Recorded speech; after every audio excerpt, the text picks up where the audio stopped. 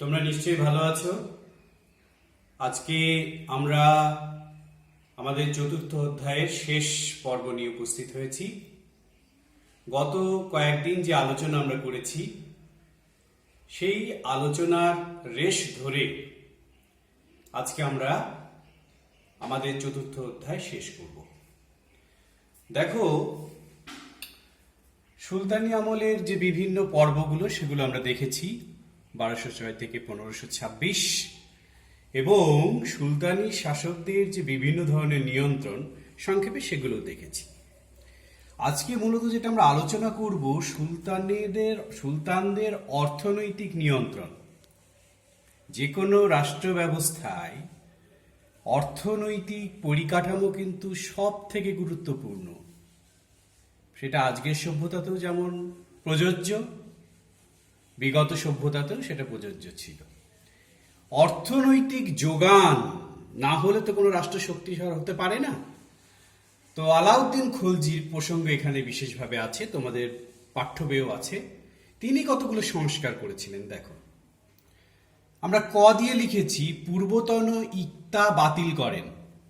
ইক্তা ব্যবস্থার মধ্যে দিয়ে সুলতানরা যে রাজস্ব আদায়ের একটা সিস্টেম তৈরি করেছিলেন উনি সেটা বাতিল করে দিলেন।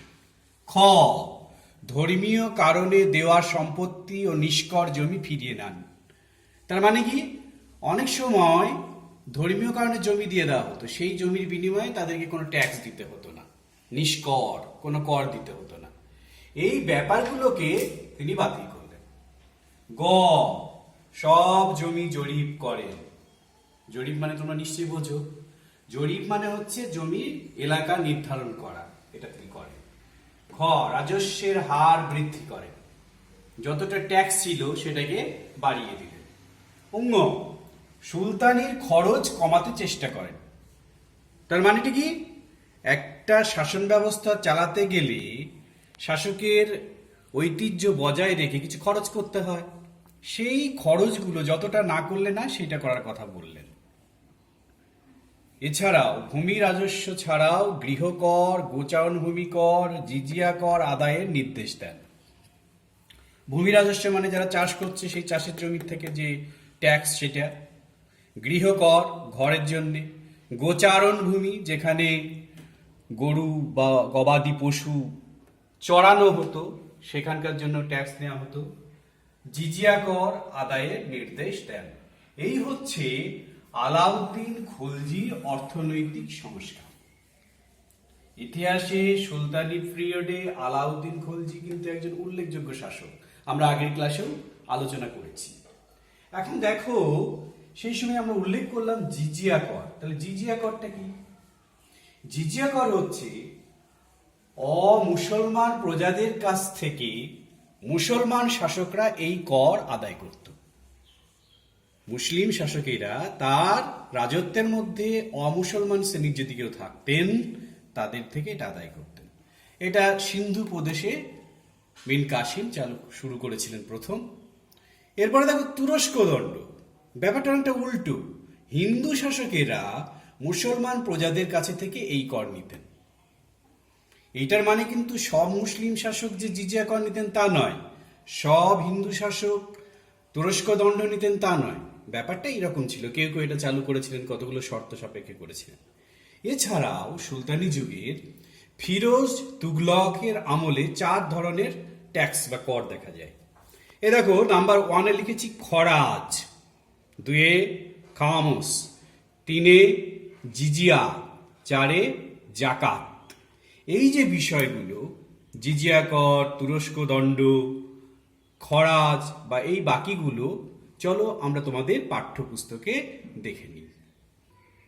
দেখো, তোমাদের পাঠ্যপুস্তকের 59 পাতা, নতুন বইয়ে হয়তো এদিক ওদিক 2-1 পাতা হতে পারে। তো এখানে এই যে জিজিয়া কর, তুরস্ক দণ্ড সম্পর্কে বিস্তারিত আলোচনা করা হচ্ছে। আমি আর সেখানে গেলাম না, যেহেতু আমাদের সময়টা খুব কম। আবার একটু আগে আমি যে বললাম ফিরোজ তুগলকের আমলে 4 ধরনের করের ব্যবস্থা ছিল, দেখো এখানে সেগুলো লেখা আছে। এই যে কৃষি জমির উপরে যে কর সেটাকে খরাজ বলে। এভাবে প্রত্যেকটির ব্যাখ্যা দেওয়া আছে, তোমরা এখান থেকে পড়ে নেবে এবং মুখস্থ করে নেবে। তো এবারে আমরা সুলতানি আমলের যে প্রাদেশিক শাসন সেই সম্পর্কে আলোচনা করব। চলো বোর্ডে দেখে নিই। বাংলায় আমাদের এই যে বাংলায় ইলিয়াস শাহী ও হোসেন শাহী শাসন। সেই সময় 1342 খ্রিস্টাব্দে শামস উদ্দিন ইলিয়াস শাহ তিনি লখনৌতির সিংহাসন দখল করেন। কোথাকার বললাম? লখনৌতির। এইখানে দেখো, লখনৌতি, সাতগাঁ ও সোনারগাঁ, বাংলার এই তিনটি প্রধান রাজ্যকে যুক্ত করে এই যে ইলিয়াস শাহ তিনি এই শাসন ব্যবস্থা শুরু করেছিলেন। তাহলে দেখো, ইলিয়াস শাহী শাসন ব্যবস্থা কি বলা গেল? বাংলার যে তিনটি প্রধান রাজ্য লখনৌতি, সাতগাঁ ও সোনারগাঁ, এই তিনটাকে তিনি জয়েন্ট করলেন, করে একটি শাসন ব্যবস্থা চালু করলেন। রাজধানী ছিল পান্ডুয়া। সেই সময় দিল্লিতে শাসন করছেন কে? ফিরোজ শাহ তুগলক। ফিরোজ শাহ তুগলক পান্ডুয়া আক্রমণ করলেন। ফিরোজ শাহ তুগলক এই যে এদের রাজধানী পান্ডুয়া আক্রমণ করলেন। এইবার ফিরোজ শাহ তুগলক যখন পান্ডুয়া আক্রমণ করেন, ইলিয়াস শাহ একডালা দুর্গে আশ্রয় নেন। একডালা দুর্গ, যদিও এই দুর্গটির চিহ্ন আজ খুঁজে পাওয়া যায় না। একডালা দুর্গ সম্বন্ধে আমরা এখানে লিখিনি, বইয়ে তোমরা দেখে নেবে। এটি মূলত গঙ্গা নদীর দুই শাখা চিরামতি ও বালিয়া নদীর মাঝখানে ছিল, এবং বলা হয় যে গৌড় থেকে এটা খুব বেশি দূরে ছিল না। ফিরোজ শাহ কি করলেন? এখানে একটা মজার কাজ করেছিলেন। তিনি সৈন্য সমাজ ফিরে যাওয়ার ভান করলেন। যে ব্যাপারটা এরকম যে যুদ্ধে আমরা পারবো না, চলো আমরা ফেরত যাই। তিনি কি করলেন? তার সৈন্য নিয়ে ফিরে যাওয়ার ভান করলেন। সেই সময়ে ইলিয়াস শাহ কি করলেন? তার সৈন্য একডালা দুর্গ থেকে বেরিয়ে এসে ফিরোজ শাহকে পিছনে আক্রমণ করতে গেল। ওই যে একডালা দুর্গে তিনি ছিলেন। ফিরোজ শাহ তৈরি ছিলেন, উনি তো পালাচ্ছেন না, উনি তৈরি ছিলেন, এটা একটা ফাঁদ পেতেছিলেন। যুদ্ধে দিল্লির সুলতান জয়ী হলেন, ফিরোজ শাহ তুগলক জয়ী হলেন। কিন্তু শেষ পর্যন্ত এই যে একডালা দুর্গ, এটা কিন্তু তিনি দখল করতে পারেননি, সেটা থেকেই গিয়েছে, এবং ইলিয়াস শাহ ওর মধ্যেই ছিলেন। তাই বাংলার শাসক হিসেবে ইলিয়াস শাহই থেকে গেলেন। বুঝতে পেরেছ? এই ব্যাপারটা এবার আমরা একটু বইয়ে দেখে নিই। এবারে দেখো, তোমাদের পাঠ্যপুস্তকে মনে রেখো বলে কতগুলো পয়েন্ট দেওয়া আছে। আমি এগুলো বিস্তারিত আলোচনায় গেলাম না, তোমরা এগুলো সব দেখে নেবে, ভালো করে দেখো। 1, 2, 3, 4, 5, 6, যেখানে এই যে বাংলার শাসন ব্যবস্থা পরপর কারা কারা শাসক হয়েছিলেন তার একটা বর্ণনা দেওয়া আছে। এই ছকটাতে দেখে নাও যে বাংলার যে শাসন ব্যবস্থা, এক নজরে ইলিয়াস শাহী এবং হোসেন শাহী যে শাসন ব্যবস্থা, তাদের একটি তালিকার মাধ্যমে সবকিছু বলা আছে। এই যে কারা কারা শাসক ছিলেন, তাদের সময়কাল, সেখানকার প্রধান শাসকবৃন্দ কারা, এখানে দেওয়া আছে। এটা দেখে নেবে, এটাও পাঠ্যপুস্তকে রয়েছে। এ দেখো, আলাউদ্দিন হোসেন শাহ 1493 থেকে 1519, এই সময়টা তিনি শাসক ছিলেন। বলা যেতে পারে মধ্যযুগের বাংলার অন্যতম শ্রেষ্ঠ শাসক। তিনি ইতিহাসে স্মরণীয় হয়ে আছেন তার উদার নীতির জন্য। তার রাজত্বে হিন্দুদের দেয়া হতো গুরুত্বপূর্ণ প্রশাসনিক পদ। তার উজির, প্রধান চিকিৎসক, প্রধান দেহরক্ষী, টাকশালের অধ্যক্ষ সবাই হিন্দু ছিলেন, এবং মানুষটা ভদ্র, বিনয়ী এবং সব ধর্মের প্রতি সমান শ্রদ্ধাশীল ছিলেন। জানা যায় তিনি শ্রী চৈতন্যদেবেরও ভক্ত ছিলেন, এই যে আলাউদ্দিন হোসেন শাহ। তো তাদের আমলে, অর্থাৎ ইলিয়াস শাহী এবং এই যে হোসেন শাহ, যেটা আমরা এখানে লিখেছিলাম, ইলিয়াস শাহী এবং হোসেন শাহ, এই দুজনের আমলে বাংলার সংস্কৃতির একটা উন্নয়নের জোয়ার দেখা দিয়েছিল। বুঝতে পেরেছ? এবারে আমরা পরের আলোচনায় চলে যাই। এবারে আমরা আলোচনা করব দাক্ষিণাত্যে বিজয়নগর ও বাহমনি রাজ্য। দেখো, বিজয়নগর রাজ্যটিকে আমরা 1, 2, 3, 4 সঙ্গম, সালু, তুলু, আরাবিডু এইভাবে ভাগ করেছি। 4টে, দেখো বইয়েও সেটা রয়েছে।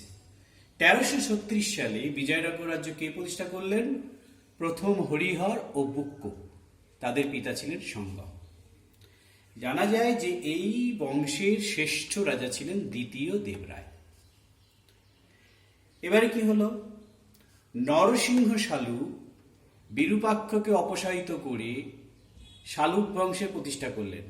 এই বংশেরই শাসক বিরূপাক্ষ, তাকে অপসারিত করে তিনি একটি নতুন বংশ প্রতিষ্ঠা করলেন, শালুক। এরপরে কি হলো?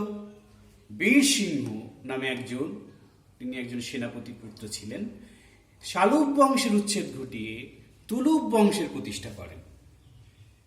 এই তুলুক বংশের অন্যতম বিখ্যাত শাসক ছিলেন কৃষ্ণদেব রায়। কৃষ্ণদেব রায় তার রাজত্বকালে বিজয়নগরের গৌরব সবচেয়ে বেড়েছিল। অভ্যন্তরীণ এবং বৈদেশিক বাণিজ্যের প্রসার হয়েছিল। শিল্প, সাহিত্য, সঙ্গীত এবং অন্যান্য বিষয়ে অভূতপূর্ব উন্নতি লক্ষ্য করা যায়। জানা যায় তিনি নিজে একজন সাহিত্যিক ছিলেন। এ দেখো, তেলুগু ভাষায় লেখা তার একটি গ্রন্থ আমুক্ত মাল্যদ। মুক্ত মাল্যদ, এই গ্রন্থে তিনি রাজার কর্তব্য সম্পর্কে আলোচনা করেছেন। এবারে দেখো, এই যে শাসক ব্যবস্থাটা চলে আসছে, তিরুমল হচ্ছেন এর প্রথম শাসক, আর শেষ উল্লেখযোগ্য শাসক হচ্ছেন দ্বিতীয় বেঙ্কট। আমরা বলেছিলাম বিজয়নগর ও বাহমনি রাজ্য। দেখো, বাহমনি রাজ্য, বিজয়নগরের সঙ্গে বাহমনির সম্পর্ক কিন্তু বন্ধুত্বপূর্ণ ছিল না, পরস্পরের প্রতিদ্বন্দ্বিতা করত। এই মাঝখানে অনেক আলোচনা আছে, সেগুলো আমরা করতে পারলাম না। বাহমনি রাজ্য 1347 সালে হাসান গঙ্গু, যিনি নাম নিয়েছিলেন আলাউদ্দিন হাসান বাহমন শাহ, তিনি প্রতিষ্ঠা করেন। রাজধানী ছিল গুলবর্গা। পরবর্তী শাসক মোহাম্মদ শাহ, পরবর্তী শাসক তৃতীয় মোহাম্মদ। এই হচ্ছে বাহমনি সাম্রাজ্য। তাহলে আমরা সুলতানি আমলের ভারতবর্ষের অন্যান্য প্রান্তে দক্ষিণ ভারতের দুটি রাজ্য সম্পর্কে আমরা আলোচনা করলাম, বিজয়নগর এবং বাহমনি রাজ্য। একটু আগে আমরা বাংলা রাজ্য আলোচনা করেছি। তাহলে আমার প্রিয় ছাত্রছাত্রীরা, তোমাদের ইতিহাস বইয়ের যে 4র্থ অধ্যায় সুলতানি আমল, দিল্লি সুলতানি, এই যে বিস্তীর্ণ আলোচনা আমরা খুব সংক্ষেপে কিছু আলোচনার মধ্যে দিয়ে দেখানোর চেষ্টা করলাম।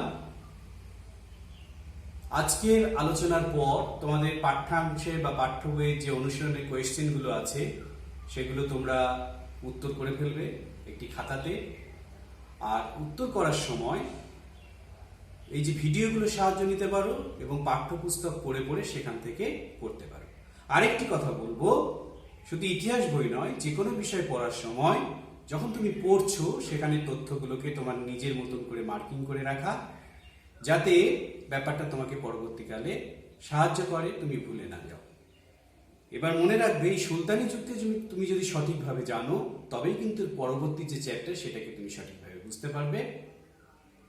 আজকে আমরা এই অবধি রাখি।